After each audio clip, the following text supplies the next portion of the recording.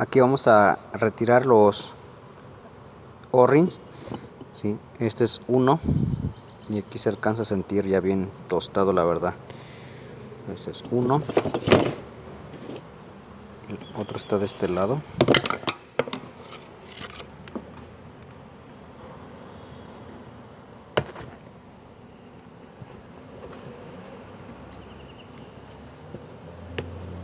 Se alcanza a sentir que está bien tostado, la verdad, también.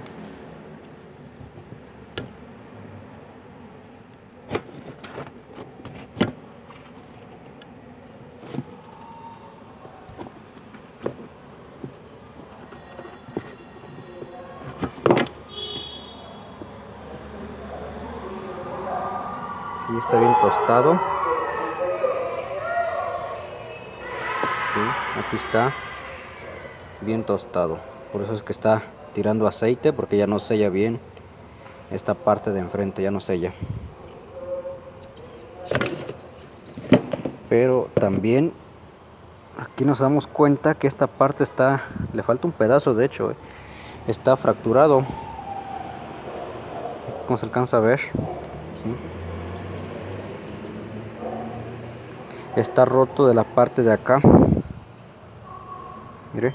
Entonces por eso mismo es que ya no sella la liga. Aunque le pongamos liga nueva ya no va a sellar bien, porque aquí esta parte, ¿sí?, está quebrado.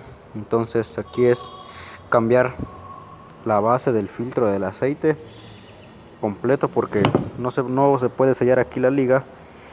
Y aquí hay, así que los compañeros que anteriormente le metieron mano, esta parte nada más le echaron silicón, pero pues no va a sellar, aunque le volvemos a echar silicón, la verdad. Entonces aquí procede a cambiar la base completa, porque no hay otra solución.